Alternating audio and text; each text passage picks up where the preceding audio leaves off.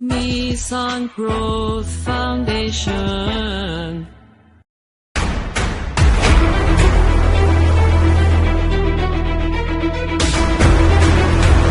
अन्नदाता समृद्धि योजना Nishant Growth foundation द्वारा प्रस्तुतकर्ता एनजीएफ प्रमुख अधिकारी Nishant Shiv Piplawa. Website www.nishantgrown.org। YouTube channel Nishant Growth Foundation. हमारा उद्देश्य निशांत ग्रोथ फाउंडेशन N.G.F का मुख्य उद्देश्य समाज में सकारात्मक बदलाव लाना और नागरिकों को सशक्त बनाना है। अन्नदाता समृद्धि योजना के माध्यम से हम किसानों को आत्मनिर्भर बनाने और उनकी आर्थिक स्थिति को मजबूत करने के लिए कार्य कर रहे हैं। हमारा वादा किसानों को नवीनतम तकनीकों और ज्ञान से लैस करना, उनकी मेहनत का सही मूल्य दिलाना, सामाजिक और आर्थिक उत्थान के लिए सतत प्रयास करना। संपर्क करें। अधिक जानकारी के लिए हमारी वेबसाइट और यूट्यूब चैनल पर जाएं। हमारा सपना हर किसान समृद्ध हो अपना। इस योजना का नाम अन्नदाता समृद्धि योजना है, जो किसानों को प्राकृतिक संसाधनों का सही उपयोग कर आत्मनिर्भर बनाने का उद्देश्य रखती है। इस योजना में किसानों को कम लागत में अधिक उत्पादन प्राप्त करने के लिए मल्टीलेयर फार्मिंग की तकनीक सिखाई जाएगी। निशांत ग्रोथ फाउंडेशन के अंतर्गत चल रही अन्नदाता समृद्धि योजना का उद्देश्य किसानों को आत्मनिर्भर बनाना है। इस योजना में किसानों को आधुनिक खेती के साथ प्राकृतिक संसाधनों का सर्वोत्तम उपयोग करने का प्रशिक्षण दिया जाएगा, ताकि कम लागत में अधिक लाभ प्राप्त हो सके। अन्नदाता समृद्धि योजना के तहत किसानों को लाभ कैसे मिलेगा? तालाब निर्माण और मछली पालन। किसान 1 एकड़ भूमि में तालाब बनाकर मछली पालन शुरू कर सकते हैं, जो उनके लिए एक अतिरिक्त आय का स्रोत बनेगा। तालाब के निर्माण से मछलियों के लिए एक प्राकृतिक और सुरक्षित वातावरण मिलेगा, जिससे उनका पालन कम खर्च में हो सकेगा। तालाब का निर्माण कम लागत में किया जाएगा और इसमें मछली पालन के लिए आवश्यक प्रशिक्षण व लोन निशांत ग्रोथ फाउंडेशन द्वारा प्रदान किया जाएगा।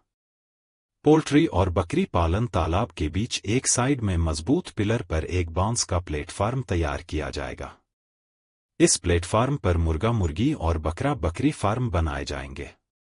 इनके मलमूत्र तालाब में सीधे मछलियों के पोषण का काम करेगा, जिससे मछली पालन का खर्च घटेगा और मुनाफा बढ़ेगा। गाय का फार्म हाउस। तालाब के पास गाय फार्म हाउस निर्माण किया जाएगा। गाय के गोबर का उपयोग भी मछलियों के लिए प्राकृतिक खाद्य पोषण स्रोत के रूप में किया जाएगा, जिससे किसान को अतिरिक्त मछली चारा खरीदने की जरूरत नहीं पड़ेगी और खर्चे में बचत होगी, जिससे फिश फीड का खर्च घटेगा। Mushroom farming. किसान तालाब के नजदीक या खेत में एक रूम बनाकर मशरूम फार्मिंग भी कर सकते हैं। मशरूम फार्मिंग कम जगह और कम लागत में ज्यादा उत्पादन देती है। इसे सीखकर किसान इसे आय का एक अतिरिक्त स्रोत बना सकते हैं। यह कम लागत में अधिक मुनाफा देने वाला व्यवसाय है, जो किसानों की आय में वृद्धि करेगा। Hydroponics farming. हाइड्रोपोनिक फार्मिंग छत पर, पूरी बिल्डिंग की छत पर हाइड्रोपोनिक फार्मिंग करके हर नागरिक और किसान कम पानी और बिना मिट्टी के फल और सब्जियां उगा सकते हैं, जो कि स्वास्थ्य के लिए भी फायदेमंद होती हैं और बाजार में अच्छा मूल्य प्राप्त कर सकते हैं। यह एक नई तकनीक है, जिससे मौसम की निर्भरता भी कम होती है। हाइड्रोपोनिक फार्मिंग से नागरिक और किसान सब्जियों और पौधों की अच्छी पैदावार प्राप्त कर सकते हैं, जिससे उनकी आय में और भी वृद्धि होगी। समग्र आय वृद्धि। किसान मछली, मुर्गा मुर्गी, बकरा बकरी, गाय का दूध, मशरूम और हाइड्रोपोनिक सब्जियों से विभिन्न स्रोतों से आय प्राप्त कर सकते हैं। इससे उनकी आय में स्थायित्व और वृद्धि होगी। अन्नदाता समृद्धि योजना के तहत किसानों को उनके खेत में कई अतिरिक्त कार्य करने के लिए प्रेरित किया जाता है। एफपीओ फार्मर प्रोडक्शन ऑर्गेनाइजेशंस, जिससे 350 किसान ग्रुप सदस्य खुद एफपीओ कंपनी शुरू करके खुद प्रोडक्ट बनाकर बेचकर अधिक पैसे कमा सकते हैं। उनकी आय बढ़े और खर्च कम हो। निशांत ग्रोथ फाउंडेशन में हर किसान उनके किसान ग्रुप बनाकर जुड़े, फिर प्रशिक्षण व लोन सुविधा व सेवा प्राप्त करे। यहाँ कुछ सुझाव और दिए गए हैं जो निशांत ग्रोथ फाउंडेशन किसानों को उनके खेत में शुरू करने के लिए जानकारी बता रहे हैं। वर्मी कंपोस्ट और जैविक खाद निर्माण। किसान अपने खेत में वर्मी कंपोस्ट और जैविक खाद उत्पादन की तकनीक अपनाकर खुद की खेती के लिए खाद की व्यवस्था कर सकते हैं। इससे न केवल उनकी मिट्टी की उर्वरता बढ़ेगी, बल्कि इससे उन्हें रासायनिक खाद पर खर्च करने की आवश्यकता नहीं होगी और मिट्टी की उर्वरता भी बनी रहेगी। इसके अलावा अतिरिक्त उत्पादन से वे इसे स्थानीय बाजार में भी बेच सकते हैं। बायोगैस संयंत्र का निर्माण। गोबर और अन्य जैविक कचरे का उपयोग कर बायोगैस संयंत्र लगाकर किसान गैस उत्पादन कर सकते हैं, जिससे ऊर्जा के स्रोत में आत्मनिर्भरता बढ़ेगी और ईंधन पर होने वाला खर्च भी बचेगा, जो कि उनके घर और खेती के कार्यों में ऊर्जा स्रोत के रूप में उपयोगी होगा।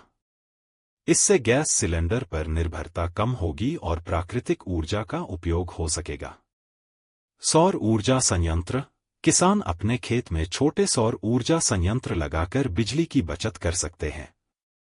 इससे वे खेत में पंप, लाइटिंग और अन्य छोटे कार्यों के लिए सौर ऊर्जा का उपयोग कर सकते हैं, जिससे बिजली के बिल में भी बचत होगी।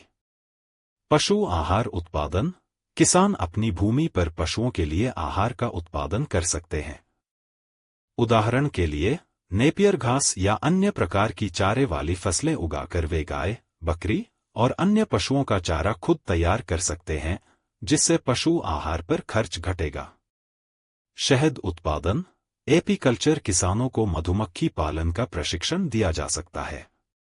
इससे न केवल उन्हें शुद्ध शहद प्राप्त होगा, बल्कि परागण की प्रक्रिया से, जो कि बाजार में अच्छा मूल्य देता है, और फसल के परागण बटा फसल की गुणवत्ता और उत्पादन भी बेहतर होगा। शहद बाजार में एक अच्छा मूल्य देता है, जो किसानों के लिए एक अतिरिक्त आय स्रोत हो सकता है। मल्टीलेयर फसलें उगाना।